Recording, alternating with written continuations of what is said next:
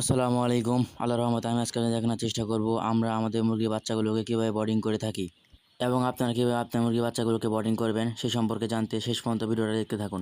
আপনারা সামনে যে বাচ্চাগুলো দেখতে পাচ্ছেন এই বাচ্চাগুলোর বয়স আজকে 4 দিন। তাই আমরা এই বাচ্চাগুলোকে গ্যাজেট বা পেপার থেকে সরিয়ে দিয়েছি এবং গুঁড়াইতে নামিয়ে দিয়েছি।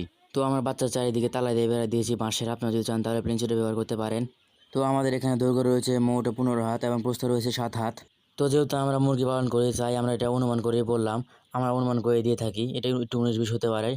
তো আমাদের বাচ্চার বয়স যেহেতু আজকে 4 দিন তাই আমরা এখানে 2টা হবার ব্যবহার করেছি এবং 2টা হপরে 100 ওয়াট করে 8টা লাইট ব্যবহার করেছি। তো আপনারা দেখতে পাচ্ছেন আমাদের চারদিকে একদম ফাঁকা, আমরা কোনো পলি দিয়ে ঘিরিনি, তাই আমরা এই লাইটগুলো ব্যবহার করছি। আপনার যদি মুরগি যদি তাপ বেশি হয়ে যায় তাহলে আপনার দেখবেন মুরগি ওপার থেকে চারিদিকে বের হয়ে চলে যাবে অথবা গুঁড়ার উপরে ফেনা ফেনা পায়খানা করবে।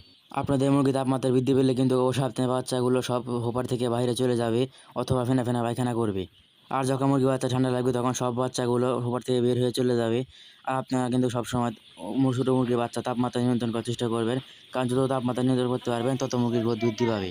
তো আজকে ভিডিও এই পর্যন্তই। আপনারা সবাই ভালো থাকবেন। অবশ্যই আমাদের ইউটিউব চ্যানেলটিকে সাবস্ক্রাইব করে নেবেন আর ফেসবুক থেকে দেখলে ফলোটি করে নেবেন। লাইক কমেন্ট শেয়ার করতে ভুলবেন না। আসসালামু আলাইকুম।